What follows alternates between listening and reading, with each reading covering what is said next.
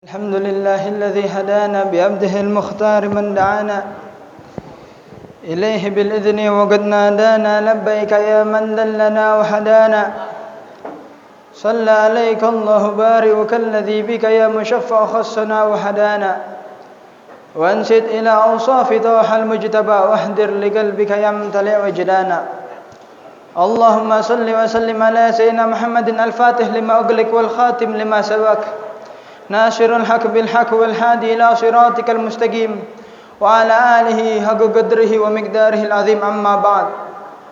Yang mana kita telah di penghujungnya bulan Ramadan yang Rasulullah sallallahu alaihi wasallam jika masuknya asyarah, jika masuknya 10 terakhir di bulan Ramadan, Rasulullah menguatkan ikat pinggangnya, yang mana Rasulullah sallallahu alaihi wasallam menguatkan ibadahnya, menguatkan ketaatan kepada Allah Subhanahu wa taala, yang di malam harinya Rasulullah tidak tidur, akan tapi Rasulullah beribadah kepada Allah Subhanahu wa taala.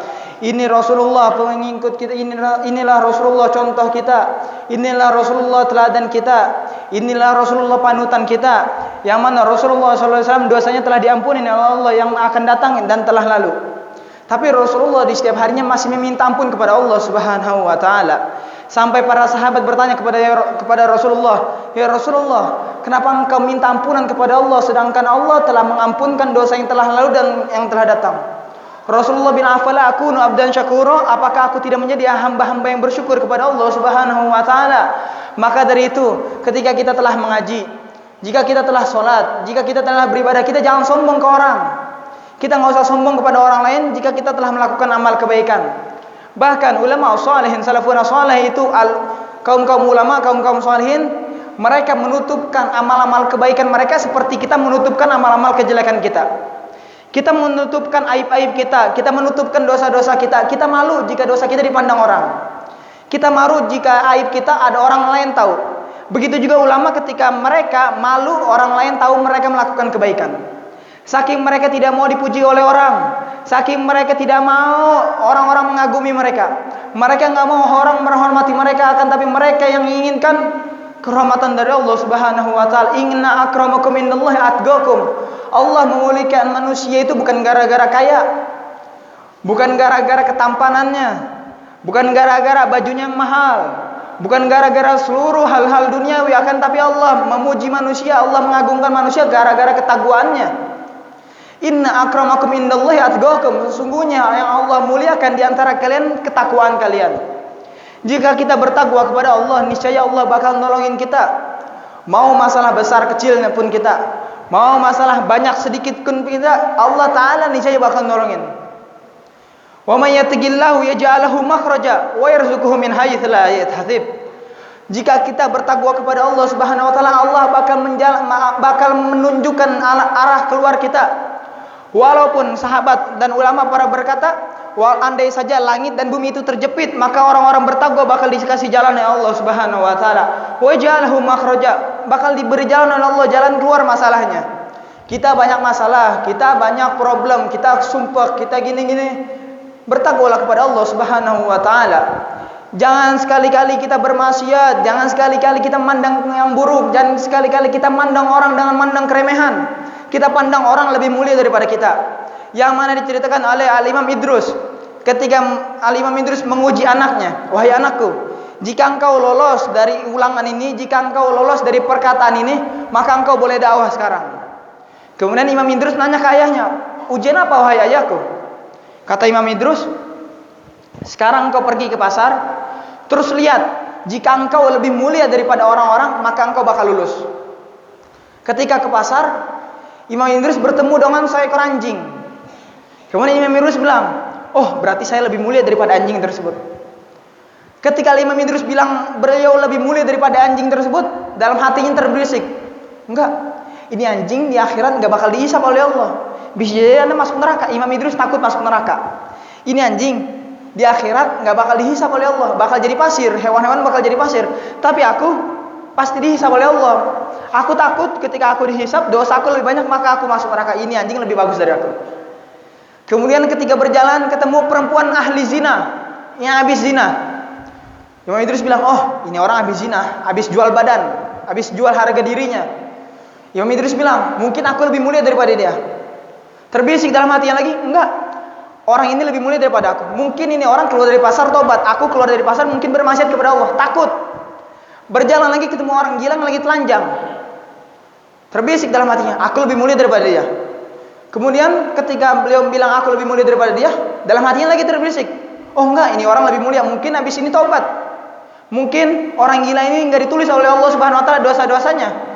Karena rafatul aglam ala thalatha.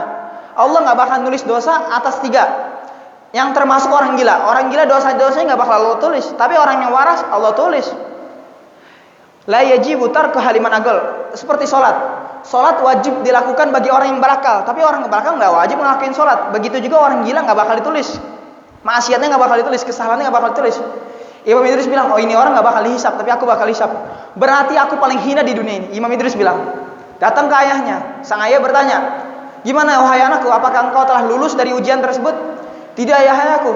Aku lebih hina daripada mereka. Inilah, aku cuma mengetesmu, maka engkau sekarang boleh berdakwah." Kita enggak usah mandang orang dengan remeh. Enggak usah mandang orang dengan kemungkaran. Enggak usah mandang orang dengan ahli maksiat. Jika kita mandang orang ahli maksiat, kita enggak bakal bisa mengambil faedah dari dia. Kita mandang orang itu ahli maksiat, kita enggak bakal bisa dinasihatin sama dia. Misalkan kita dinasihatin, oh itu orang ahli maksiat, nggak mau dengerin. Jangan. Kita disuruh Al-Imam Syafi'i bilang, ambillah hikmah walaupun dari mulut anjing. Imam Syafi'i bilang, ambillah hikmah walaupun dari mulut anjing. Ini anjing hewan mughalladhah, najis mughalladhah. Najis yang paling besar itu anjing dari mazhab Imam Syafi'i. Cuman Al-Imam Syafi'i bilang kayak gitu. Ambil hikmah walau dari seekor anjing. Apalagi kepada manusia. Maka dari itu kita jangan mandang orang dengan ahli maksiat. Kita mandang diri kita lebih remeh daripada orang lain. Al-Habib Umar bin Muhammad bin Salim Hafidh, pengarang dari kitab Shalahul Usrah, beliau berkata, "Ma banaitu darul Mustafa illa anni anzur nafsi ahtakir minan nas." Aku tidak akan membangun Darul Mustafa kecuali aku memandang diriku lebih remeh daripada orang-orang. Habib Umar bilang, aku lebih remeh daripada orang-orang. Ini Habib Umar, Qutbuz Zaman, yang ulama paling terkenal zaman sekarang, tawadhu. Maka dari itu kita keluar dari majlis nggak usah sombong. Jangan ketika kita keluar dari masjid, jangan ketika kita keluar dari musola, jangan ketika kita keluar dari majlis ta'lim, kita mandang orang di jalanan, kita merasa lebih mulia dari mereka. Kita nggak tahu. Kita nggak tahu akhir hayatnya kita. Kita nggak tahu akhir kehidupan kita. Maka dari itu diceritakan dari Syekh Abdul Qadir Jailani. Ketika beliau berjalan dengan pasukannya, dengan murid-muridnya dalam hutan, kemudian bertemu dengan sang pemabuk. Ada orang lagi mabuk. Kita kalau mandang orang ahli maksiat, jangan pandang itu orang ahli maksiat. Kita ajak baikan. Tugas kita bukan menghakimi orang, bukan kita bilang ini orang ahli neraka, ini orang ahli jahannam, ini orang ahli maksiat. Enggak. Tugas kita ngajak orang kebaikan. Syekh Abdul Qadir nangis. Enggak dimarahin tuh orang pemabuk enggak dimarahin, orang yang lagi bermaksiat enggak dimarahin, nangis. Karena apa? Karena dakwahnya beliau belum tersebar. Masih ada orang melakukan maksiat di zaman beliau. Kemudian orang ini bertanya kepada Syekh Abdul Qadir, "Ya Abdul Qadir, hal Allah qadir?" Wahai Abdul Qadir, apakah Allah mampu? Jawaban pertama senyum. Iya, Allah mampu. Tanya lagi kedua, "Ya Abdul Qadir, hal Allah qadir?" Wahai Abdul Qadir, apakah Allah mampu? Dijawab lagi sama Syekh Abdul Qadir, "Iya, Allah mampu." Cuman enggak senyum. Yang pertama senyum, yang kedua enggak senyum. Ketika ditanya lagi, "Ya Abdul Qadir, hal Allah qadir?" Ya Abdul Qadir, apakah Allah mampu? Jawaban ketiga senyum, jawaban ketiga nangis. Iya, Allah mampu. Yang pertama senyum, kedua biasa saja, yang ketiga senyum. Yang ketiga nangis. Ketika orang pemabuk itu telah pergi, murid-muridnya bertanya kepada Syekh Abdul Qadir Jailani, "Ya Imam, kenapa jawaban pertama engkau senyum? Jawaban kedua engkau biasa saja dan jawaban ketiga engkau menangis?" Syekh Abdul Qadir menjawab, "Iya, wahai muridku, karena pertanyaan pertama, ya Abdul Qadir, apakah Allah mampu mengubah orang ahli maksiat menjadi orang ahli ibadah? Orang ahli maksiat menjadi orang ahli taat? Apakah Allah mampu?" Syekh Abdul Qadir senang. Ya, Allah mampu. Pertanyaan kedua, apakah Allah mampu menerima taubatku? Kata Syekh Abdul Qadir, iya Allah mampu, tapi biasa saja. Pertanyaan ketiga, apakah Allah mampu mengubah orang ahli ibadah menjadi orang ahli maksiat? Maka dari itu aku takut. Aku takut ketika aku ahli ibadah jadi ahli maksiat. Kita ketika mandang orang, jangan mandang orang keremehan. Jangan mandang orang remeh, jangan mandang orang buruk. Jika kita telah memandang orang buruk, pasti kita bakal ngecap itu orang ahli buruk. Pasti kita mandang orang itu maling. Kita mandang orang ini ahli zina. Kita mandang orang ini gini-gini nih. Kita pasti ketika ngecap itu seorang, di hati kita nggak bakal bisa ngambil faedah dari dia. Di hati kita pasti jengkel ngeliat dia, pasti kesel ngeliat dia, nggak bakal bisa ngambil faedah. Maka dari itu ketika kita berhusnudzon kepada orang, bermuamalah yang baik kepada orang, jangan mandang orang buruk, kita mandang orang lebih mulia daripada kita. Diri kita paling hina dari yang lain. Al-Imam Umar Muhdar bilang, kun turaban faghir wala takun tayran fatir. Jadilah seperti pasir yang diinjak-injak orang, dan jangan jadilah seperti burung yang terbang. Karena burung ninggalnya cuma sejenak doang. Kalau pasir bakal ditenang. Cuman kalau burung dilepas sedikit kabur. Syekh Abu Bakar bin Salim bilang, khuliqta min turab, sakanta fi turab, wa turab lahu sakana. Engkau tercipta dari pasir dan tinggal di bawah pasir, di bawah bumi, dan tempat tinggal engkau nanti bakal di pasir, di kuburan. Dimana sifatak kesama? Kenapa sifatmu seperti langit? Kita semuanya dari pasir. Pasir itu di bawah, bukan di atas. Kalau di atas langit, jangan kita seperti sifat langit, karena kita pasir. Kita tercipta dari pasir. Iblis nggak mau sujud sama Nabi Adam, bilang ke Allah, ya Allah, khuliqtahu min turabi wa khuliqtahu min tin wa khuliqtani min nar, khalaqtani min nar wa khuliqtahu min tin. Engkau ciptakan aku dari api dan engkau ciptakan Adam dari pasir. Apakah aku akan sujud kepada ini? Sombong. Mandang orang nggak usah sombong. Kalau pintar, iblis lebih pintar dari kita. Iblis belajar kepada Allah Subhanahu wa taala Jalla Jalaluhu wa ta'ala fi'ula, bukan kepada makhluk, bukan kepada manusia, belajar kepada Sang Khalik, Sang Pencipta, dia Allah Subhanahu wa taala. Dia pintar, cuman sombong. Yang sombong berarti ngikutin iblis. Yang sombong ngikutin Firaun. Firaun sama ngakunya dirinya Tuhan. Kita nggak usah sombong sama orang, kita bertawadhu kepada orang. Kita ketika bertawadhu, Allah bakal ngangkat derajat kita. Tapi ketika kita sombong kepada makhluk, Allah bakal ngerendahin derajat kita. Mudah-mudahan Allah Subhanahu wa taala menjadikan kita husnul khatimah di khawatim Ramadan. Rabbin fanfa'na bi barakatihim wahdinal husna bi hurmatihim wa amitna fi tariqatihim wa mu'afatil minal fitani. Barikillahumma lana fi syahri Ramadan, barikillahumma lana fi syahri Ramadan, barikillahumma lana fi syahri Ramadan.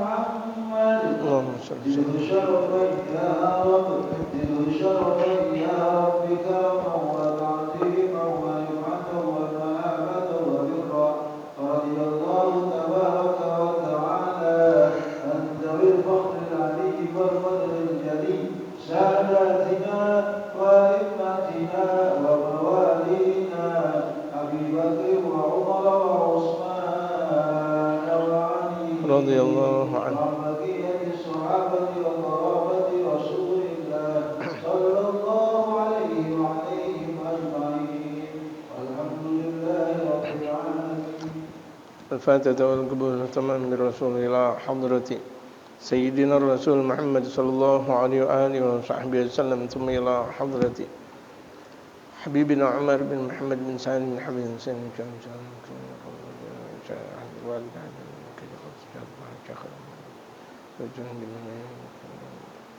شيخنا في الدين جميع آبائنا أمهاتنا أزواجنا ذريتنا أحبابنا أجمعين وإن تعلم تعليما تذكر تذكير والنفع والانتفاع والإفادة والاستفادة والحث على التمسك بكتاب الله وسنة رسول الله صلى الله عليه وآله وصحبه وسلم الدعاء إلى الخير ودلالة على الهدى وابتغاء وجه الله تبارك وتعالى إن الله جنبنا الفتن والمحن ما ظهر منها وما بطن وأن يجعلنا من الذين يستمعون القول فيتبعون أحسنه إن الله يمكن شيء ظاهر باطن جعل مودة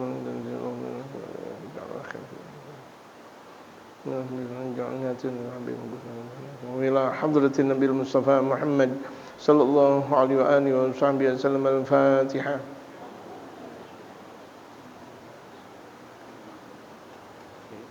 Ibu-ibu udah taman, jadi nggak usah buru-buru.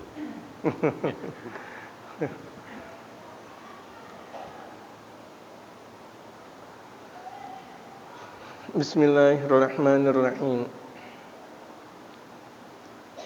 Alhamdulillahi rabbil alamin.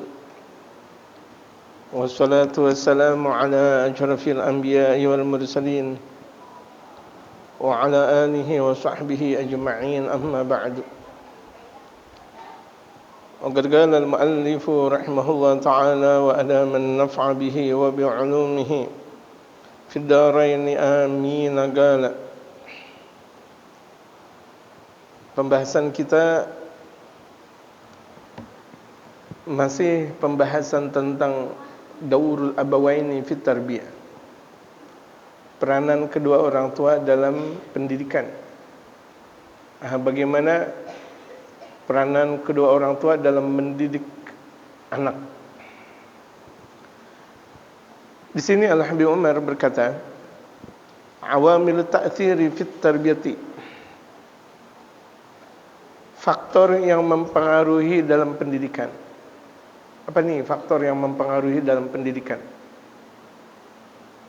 Awamil ta'thiri fit tarbiyati, faktor-faktor yang mempengaruhi dalam pendidikan.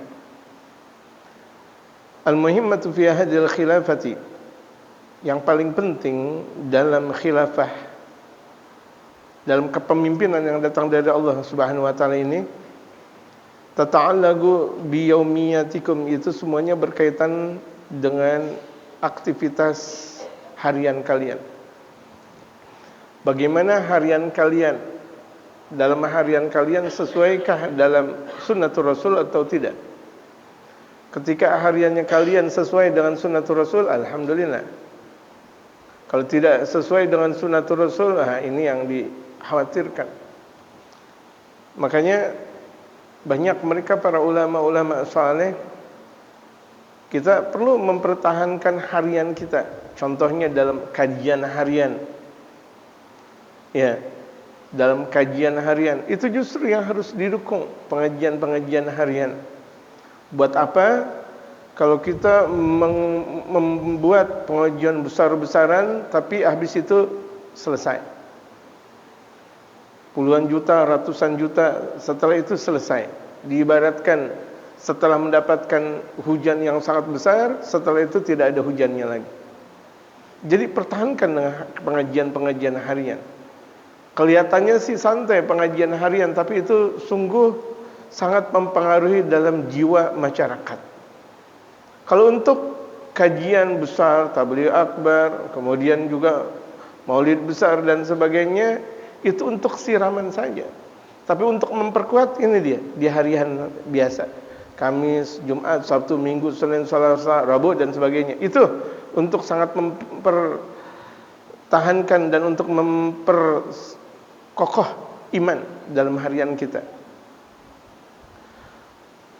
Ini penting sekali jamaah. Bagaimana harian kita?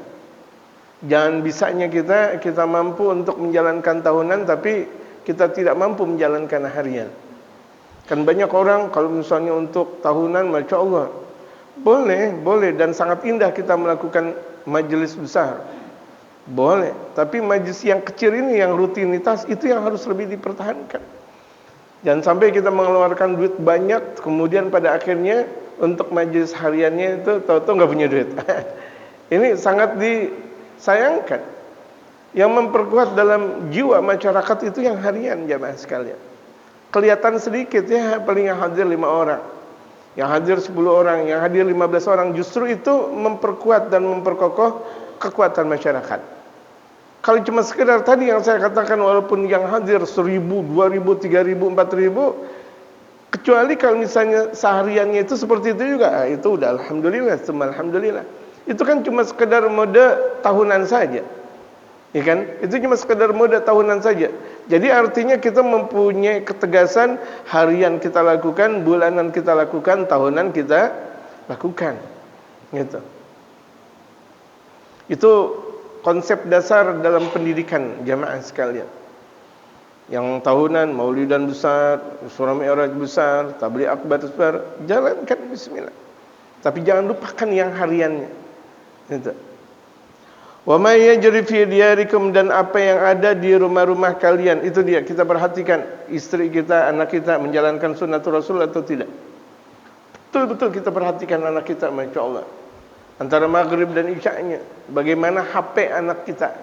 Zaman sekarang kita lihat HP-nya, kita lihat YouTube-nya, kita lihat Instagram-nya, kita lihat semua yang ada di dalam HP tersebut. Gitu. Jangan ada rahasia antara kita dengan anak kita. Andaikan ada sistem rahasia, kita minta untuk dibuka. Kenapa? Itu khawatir. Apalagi di zaman-zaman sekarang ini sangat-sangat mengkhawatirkan. Yang terkadang itu di depan kita, di depan orang tua, anak bisa berbuat maksiat dengan HP. Di depan kita, di depan orang tuanya, Masya Allah, masih berani anak berbuat maksiat. Jadi di zaman sekarang ini perhatian kita kepada anak, Masya Allah, Masya Allah, lebih panjang dan lebih banyak lagi jamaah. Enggak bisa kita mengandalkan guru yang ada di sekolah. Enggak bisa kita cuma sekedar mengandalkan guru yang ada di majlis taklim saja. Kita harus turun kepada anak kita. Harus tahu persis sudah sampai mana hafalan anak kita, sudah sampai mana kajian yang mereka miliki. Kalau di tari Mahadhurul ini orang-orang tari Mahadhurul, sesibuk apapun mereka dakwah, sesibuk apapun mereka berdakwah, itu ada waktu-waktu khusus dengan anak-anaknya. Waktu duha, jam 8, jam 9, sebelum mereka masuk ke majelis atau sebelum masuk ke pesantren dan sebagainya, ngobrol dulu. Kemarin kajian apa di pesantren? Kemarin kajian apa di sekolah? Ngobrol dulu. Antara maghrib dan isya. Kalau misalnya mereka sudah lepas dari masjid, musola, atau selesai sholat berjamaah, atau andaikan tidak antara maghrib dan isya, sebelum mereka makan malam. Antara maghrib dan isya, kebanyakan mereka ada di masjid, di majlis ta'lim, pesantren. Sebelum mereka makan malam, ngobrol. Tadi kajiannya apa? Dari guru di pesantren, atau dari guru di ini, dari guru di ini. Tadi berteman dengan siapa? Dengan fulan bin fulan. Bagaimana keadaannya? Fulan bin fulan. Terus. Jadi kedekatan orang tua terhadap anaknya sungguh luar biasa dekatnya. Sampai bahkan anak tersebut tidak mampu untuk berdusta kepada orang tuanya. Ada kedekatan tersendiri. Biasakan dari mulai kecil tuh anak kita. Setelah kita mempunyai istri yang salehah, bagaimana kita mempunyai kedekatan kepada anak. Dari bahkan sebelum anak kita ada di perut ibu, dari awal sebelum mani kita, ini ngomong agak sedikit vulgar. Bagaimana menurut Bang Afid? Gak apa-apa, dikit vulgar. Gak apa-apa kan? Sebelum artinya tuh mani masuk, ya, sebelum mani masuk ke vagina, itu bagaimana tuh maninya mani yang suci. Jangan campur dengan dangdutan. Itu. Jangan dicampur dengan dangdutan. Jangan dicampur dengan orkesan. Itu dia. Suci, biarkan masuk dengan kesucian. Nanti anak bagaimana kalau misalnya tuh mani udah bergoyang reggae. Orang punya mani tersebut sudah bergoyang reggae. Dangdut, nyanyi-nyanyian, habis-habisan semuanya. Apa? Senam ini, senam itu, senam ini. Yang perempuannya hobi senam, boleh senam, tidak menjadi masalah kalau di kamar. Ibu-ibu nih senam di kamar, gak ada masalah. Telanjang juga gak ada masalah. Orang di kamar, Di kamar, ingat di kamar. Ibu-ibu senam, bagus. Kan untuk kesehatan. Riyadhah badaniyah namanya. Olahraga itu untuk kesehatan. Benar, bagus. Mau senam kocok-kocok, mau senam kegel, mau senam Bali. Itu nanti saya sebut nggak jadi saya tahu semuanya. Gitu. Ya, senam ini dan itu. Masya Allah, semua boleh. Dalam kamar. Dalam kamar, jangan di jalanan. Aki-aki, la ilaha illallah. Entar dulu sebentar nih, ban ada yang rusak. Dia lihat ban, ibu-ibu lagi pada senam. Allahu Akbar. Modusnya aki-aki pada. Alasannya ban pada rusak. Entar dulu nih ban rusak. Dia lihat ada. Dan ini banyak sekali nih jamaah sekalian. Ini pemahaman dari mana? Sampai seteganya orang muslim mengatakan kayak gitu. Lebih baik pejabat orang-orang kafir yang tadi korupsi daripada muslim yang korupsi. Na'udzubillah min dzalik. Ini pemahaman dari mana dia dapat seperti itu? Dan menjadikan sebuah keyakinan besar. Tidak ada masalah orang kafir sebagai pejabat kita. Yang penting kan tidak korupsi. Allah aja dikorupsi. Itu nomor satu sudah. Dia tidak menyembah Allah subhanahu wa ta'ala, kesalahan yang paling fatal. Dia sudah tidak menyembah Allah subhanahu wa ta'ala. Apapun bentuk kebaikan mereka, kalau tidak menyembah Allah, tidak ada manfaatnya. La fid dunya wa la fil akhirah. Di dunia cuma sekadar dianggap dia orang baik, tapi di akhirat enggak ada baiknya di sisi Allah subhanahu wa ta'ala. Kenapa seorang muslim punya pemahaman seperti itu? Kalau lagi dalam keadaan pemilihan, itu kan banyak sekali orang-orang kafir mempunyai pemahaman kayak gitu. Umat Islam ikut-ikutan lagi. Pemilihan RT, pemilihan RW, lurah, apa semuanya, sampai pemilihan presiden dengan kata-kata seperti itu. Kita gimana sih jemaah? Kenapa kita geli banget dengan sesama muslim? Muslim saudara. Tega banget. Allah yang berfirman, innamal mu'minuna ikhwah. Nabi Muhammad yang bersabda tentang betapa kita mempunyai saudara sesama muslim. Kenapa malah kita membuat satu rangkai dengan mereka orang kafir? Andai kan kaum muslimin bersatu, tidak ada orang kafir di negara ini yang bakal mempunyai jabatan tinggi. Kalau kaum musliminnya bersatu. Atau bahkan di alam dunia ini, kalau kaum musliminnya bersatu, tidak ada kaum kafir yang mempunyai jabatan strategis dalam kenegaraan. Kalau kaum musliminnya bersatu. Ini dari zaman dulu, dari zaman Belanda sampai zaman sekarang banyak banget tuh antek-antek Belanda sih. Betul nggak? Dia sih orang Indonesia tapi antek-antek Belanda terkadang lebih parah daripada orang Belanda. Kadang lebih parah daripada orang Belanda. Orang Belanda bilang cubit, dia malah dia bunuh. Astagfirullah. Orang Belanda bilang hukum, dia malah dia bunuh. Tuh lihat. Banyak nggak dulu atau yang disebut dengan anjing Belanda? Banyak gak? Zaman sekarang banyak tuh. Banyak yang model kayak gitu. Kesalahan awal. Bisa jadi bapak moyangnya tuh ketika naruh maniknya kepada ibunya tidak dalam keadaan taat. Akhirnya tuh anak brengsek. Anak bisa jadi brengsek gara-gara memang terjadi keluar mani bukan dalam keadaan beribadah kepada Allah. Apalagi berapa banyak berhubungan badan suami dan istri dalam keadaan mabok. Naudzubillah min dzalik. Dalam keadaan mabok akhirnya tuh mani masuk. Astagfirullah. Atau tuh mani masuk tidak dalam keadaan halal. Mau kawin takut, tapi berbuat zina berani. Kawin aja. Emang kenapa harus pakai takut? Betul gak jamaah? Jamaah. Nikah aja, kenapa harus pakai takut? Ini nikah takut tapi zina berani, kan lucu banget. Bagaimana mau mempunyai anak yang soleh dan solehah? Itu masuk tuh mani dalam keadaan yang bukan halal. Nanti kan pada akhirnya kita nikah. Iya nikah, tapi kan itu udah terlanjur masuk tuh. Berproses jamaah sekalian. Kalau jadi ovum tersebut jadi nanti pada akhirnya menjadi bayi, naudzubillah min dzalik. Bagaimana nasib sang bayi tersebut kalau begitu jadinya? Karena kesalahan Allah.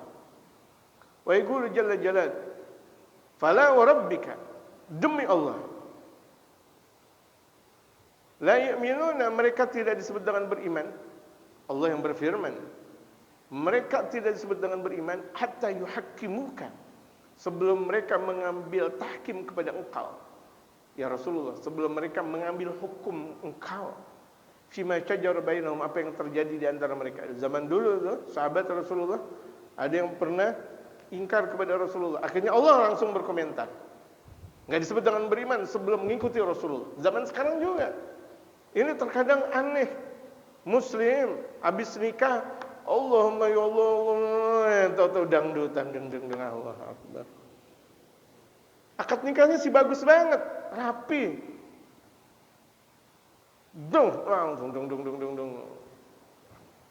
Dangdutan lagi. Ngaji sih ngaji. Ini saya bingung, dia ngajinya bagaimana sih, cuy? Enggak paham pengajian. Anak nikah, anak sunat, pantasnya baca maulid. Pantasnya ngundang mereka para aulia, para ulama saleh, mereka para habaib. Pantasnya kan didoain. Ada gak kerugian dalam satu doa? Ibu-ibu didoain mau gak? Itu kalau misalnya ngundang yang gak benar, itu ngundang kemaksiatan. Hancur semuanya yang sudah kita lakukan semuanya. Ya Allah, dia pakai dangdut lagi. Kan sekali-kali doang. Kemarin kita ngaji udah 1000 kali ngaji. Ini kan dangdut cuma sekedar menghibur doang. Iya, yang satu itu meruntuhkan yang 1000 kali kita ngaji pada akhirnya. Jamaah nggak pernah paham sih yang kayak begitu. Satunya tuh maksiat bisa meruntuhkan 1000 ngaji. 1000 amal ibadah yang sudah kita lakukan hancur gara-gara satu maksiat tersebut. Kita ngaji nggak pernah ngajak-ngajak. Giliran dangdut kita ngajak orang. Masya Allah, semua Masya Allah. Pada akhirnya semuanya anak kecil, bapak-bapak, aki-aki ngeliat tuh petugas dangdut yang pada joget, pada nari dan sebagainya.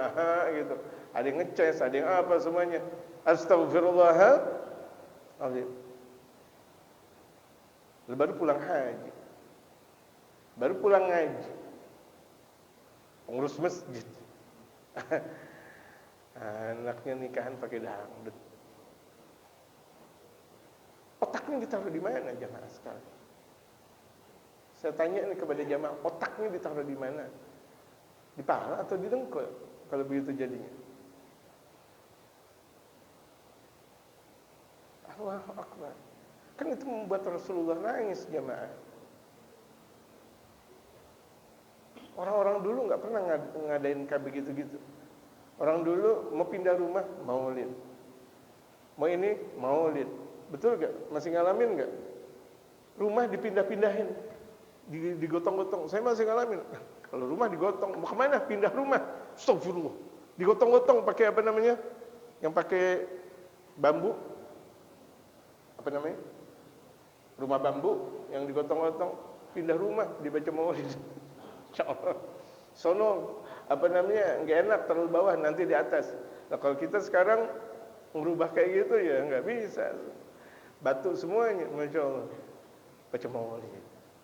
Ntar dulu nempatin, kita baca maulid dulu. Mau naruh pakaian, ntar dulu kita baca maulid dulu.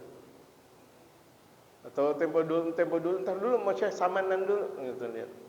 Mau doa dulu, mau syekh samanan dulu, Masya Allah. Mau zikiran dulu, mau doa dulu. Betul gak jemaah? Masih ngalamin? Itu berkah jemaah sekalian. Sekarang lupa. Hal-hal yang indah terlupakan. Tsumma la yajidu fi anfusihim harajan mimma qadaita wa yusallimu taslima. Kemudian mereka tidak menjumpai di dalam diri mereka kesulitan apa yang engkau sudah hukumkan. Wa yusallimu taslima, dan mereka menyerahkan totalitasnya. Kalau begitu jadinya itu baik. Setelah mereka tidak mengikuti Rasulullah, tapi pada akhirnya mereka ikut kepada baginda Rasulullah, itu namanya taubat. Nah sekarang, kalau misalnya itu sudah banyak terjadi di dalam diri kita keburukan, waktunya kita taubat. Apalagi Ramadan tinggal beberapa hari lagi berakhir. Taubat. Yang dulu yang laki-laki pernah berkata kasar, berbuat kasar kepada istrinya, minta ampun kepada Allah, minta maaf kepada istri. Cakep banget, asik betul. Seorang suami minta maaf kepada istri. Istri yang sering berkata kasar kepada sang suami minta maaf. Mumpung di bulan suci Ramadan.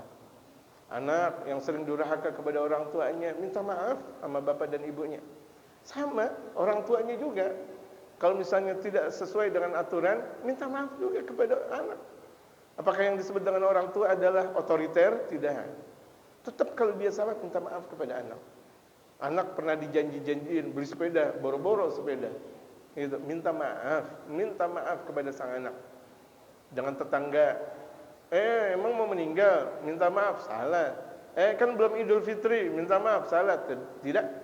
Mumpung Allah Subhanahu wa taala berikan kita panjang umur, sehat walafiat, maka permintaan maaf kita kepada istri, kepada suami, kepada anak, kepada kedua orang tua, kepada handi taulan, kepada tetangga, itulah orang yang minta maaf duluan adalah orang yang paling indah di sisi Allah dan Rasulullah.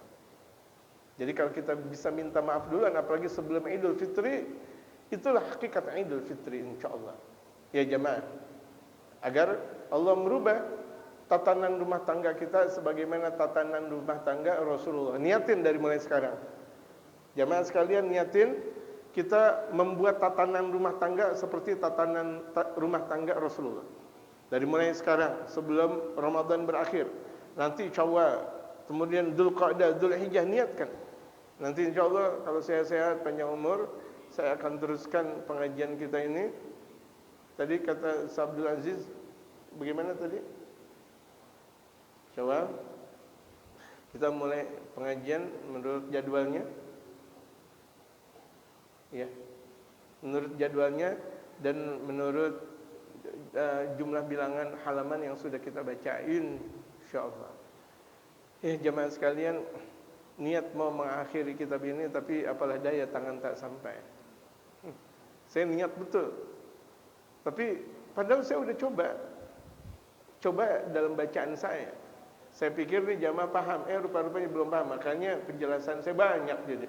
Kalau saya baca Wadhifatul Mar'ah, ya teman-teman, saya baca kayak gitu doang sih, ya insyaallah khatam. Ya. Jadi kemarin menurut maunya saya baca ya ini selesai. Paling kalau misalnya Rabu Kamis selesai insyaallah. Rupa-rupanya banyak pula penjelasan yang memang harus saya jelaskan. Kalau tidak, khawatir salah paham. Itu dia permasalahannya. Bukan saya enggak mau khatamkan. Banyak penjelasan yang memang harus saya jelaskan secara gamblang, gitu. Wallahu a'lam. Adakah pertanyaan jamaah sekalian? Saya dapat kabar karena ibu-ibu sudah khatam Quran. Jadi pengajian dibuat santai, gitu.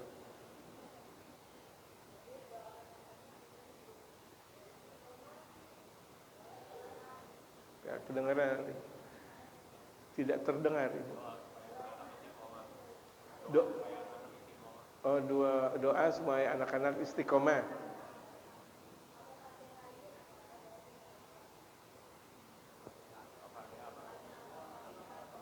Gitu. Pertama, doa yang ada di dalam Al-Qur'an Al-Karim. Rabbana hablana min azwajina wa dzurriyyatina qurrata a'yuni waj'alna lil muttaqina imama. Khairud doa Al-Qur'an, karena sebaik-baik doa yang pertama Al-Qur'an mutlak. Yang kemudian yang kedua adalah hadis baginda Rasulullah. Kemudian yang ketiga doa ulama. Jadi perbanyak baca doa Rabbana hablana min azwajina wa dzurriyyatina qurrata a'yuni waj'alna lil muttaqina imama. Ya Allah, ya Tuhan kami, hablana, berikan kepada kami, min azwajina, dari istri-istri kami. Ibu-ibu jangan marah. Istri-istri kami. Emang terjemahannya seperti itu. Enggak boleh saya nerjemahin salah. Daripada saya diomelin Allah, inilah terjemahan. Kadang disenggol juga sama perempuan. Jangan sampai begitu-begitu amat terjemahin. Enggak juga. Ini terjemahan, jangan sampai begitu-gitu banget. Rabbana hablana, ya Allah berikanlah kami, min azwajina, dari istri-istri kami, min azwajina wa dzurriyyatina, dan anak keturunan kami. Rabbana hablana min azwajina wa dzurriyyatina qurrata a'yun, sebagai pelipur lara. Wa ja'alna lil muttaqina imama, dan jadikanlah kami terhadap orang-orang yang bertakwa sebagai imam. Jadi Allah mudah-mudahan menjadikan kita imamnya orang bertakwa. Karena kita mempunyai anak yang saleh. Kalau misalnya ada seseorang dia mempunyai anak saleh dan salehah, maka dia menjadi imamnya orang bertakwa. Beruntung orang tua yang mempunyai anak saleh dan salehah. Ya kan?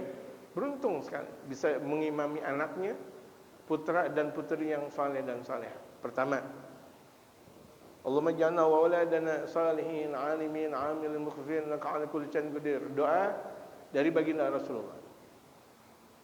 Dicatat, Allahumma ja'alna wa auladana, ya Allah jadikan kami dan anak-anak kami salihin, orang-orang saleh. Alimin, ulama. Amilin, yang mengamalkan ilmu. Mukhlisin, orang-orang yang ikhlas. Innaka ala kulli syai'in qadir, sesungguhnya engkau mampu atas segala sesuatu. Itu yang pertama, doa dari Allah. Yang kedua, doa dari baginda Rasulullah Muhammad sallallahu alaihi wasallam. Kemudian doa dari mereka para ulama ini banyak. Ada namanya doa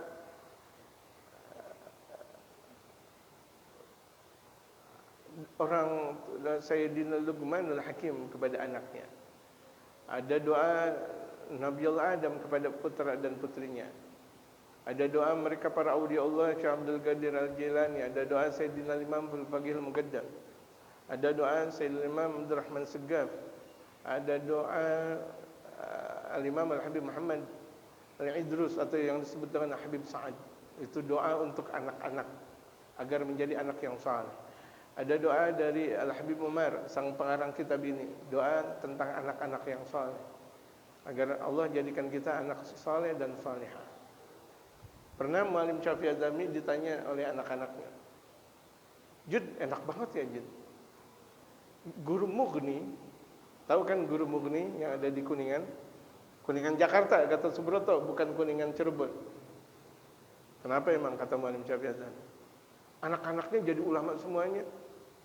Dijawab dengan santunnya, iya, Guru Mughni pas lagi malam Lailatul Qadar, beliau minta agar anak keturunannya soleh dan solehah. Allah terima.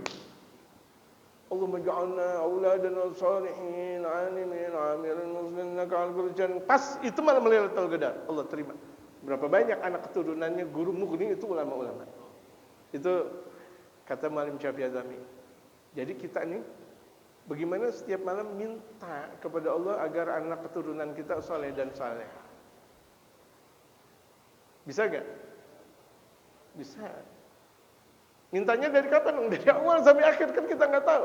Udah terjadi malam Lailatul Qadar atau belum?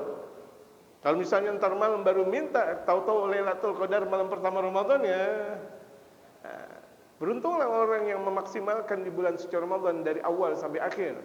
Yang dia minta diantaranya, ya Allah jadikan anak keturunan kami soleh dan solehah. Ya Allah, Allah terima. Pasti dia bakal mendapatkan malam Lailatul Qadar.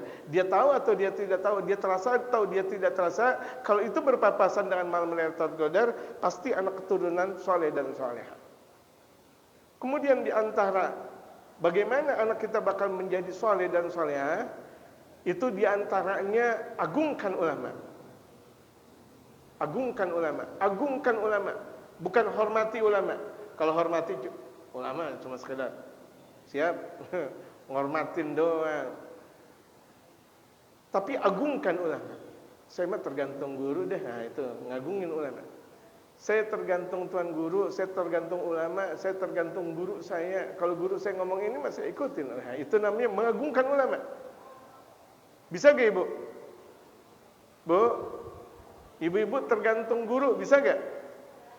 Tapi dalam permasalahan seperti ini suami nggak boleh cemburu, nggak cemburu ini. Emang guru mau ngapain? Enggak.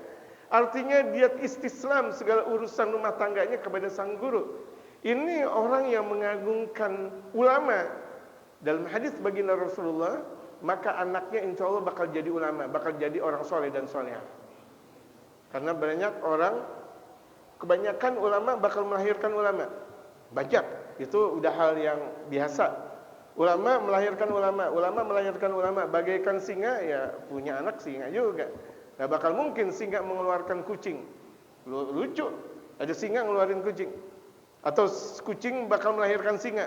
Tapi ini bisa jadi orang biasa mempunyai anak soleh, menjadi anak ulama. Bisa jadi kalau orang tuanya mengagungkan ulama. Mengagungkan ulama. Beda dengan menghormati. Kalau menghormati cuma sekedarnya, tapi kalau mengagungkan itu melebihkan segala-galanya. Kalau kita bapak-bapak sekalian, ibu-ibu sekalian mengagungkan ulama, fa insyaallah akan terlahir dari anak keturunan kita ulama pula insyaallah. Tapi ikhlas karena Allah Subhanahu wa taala. Ikhlas banget. Kita punya 5 petak. Ada ulama tuh emang lagi enggak punya duit, kesian banget. Udah 1 petak buat ulama, misal. Mengagungkan ulama. Enggak usah pakai bayar bulanan apa namanya? Kontrak, enggak usah pakai ngontrak, enggak, udah yang penting ulama nempatin rumah saya udah girang banget. Bukan cuma sekedar kita bebaskan dari bayaran, kita ngasih bahkan terkadang. Saking kita mengagungkan ulama. Ini kita boro-boro mengagungkan ulama. Kita sama ulama aja enggak pernah mau cium tangan. Nah, gimana mau mengagungkan ulama? Kita sama ulama aja enggak pernah mau cium tangan. Enggak bisa berkah datang cuma sekedar iya mangguk-mangguk saja. Burung yang sering mangguk-mangguk burung apa? Burung pelatuk juga bisa, cuma sekedar mangguk-mangguk doang. Bisa jadi ulama enggak? Enggak bisa. Jadi mampukah kita mencium tangan mereka para ulama saleh? Dengan cium tangan mesra. Ibu-ibu jangan punya pemahaman buruk. Ini saya ajarkan kepada kaum laki-laki. Ibu-ibu punya ustazah, cium tangan. Jangan mentang-mentang tuh ustazah enggak punya apa-apa, enggak mau dicium tanganin. Kalau ustazah yang duitnya banyak, yang ini emasnya luar biasa bererot, cium tangan. Sementara ustazah yang cuma naik Gojek enggak mau dicium tangan, ini apa-apaan. Jamaah begitu juga kalau misalnya ada guru yang naik Gojek enggak mau cium tangan. Tapi kalau misalnya guru yang naik BMW, dicium tanganin. Salah. Minimal cium tangan. Itu minimal cium tangan. Saya juga aneh kalau misalnya ada murid enggak mau cium tangan sama guru, mau datang berkah dari mana? Saya merasa aneh. Kalau ada orang ngaji kepada guru enggak cium tangan kepada sang guru, itu saya merasa aneh. Anehnya luar biasa, aneh bin ajaib. Gitu. Itu jamaah. Jadi istisram kita kepada mereka para ulama itu bukan hal yang sederhana. Bahkan kita bisa mendapatkan anak keturunan yang soleh dan solehah. Jadi betapa perangai kita, perangai kita kepada mereka para ulama itu bakal mendatangkan anak yang soleh dan solehah. Amin.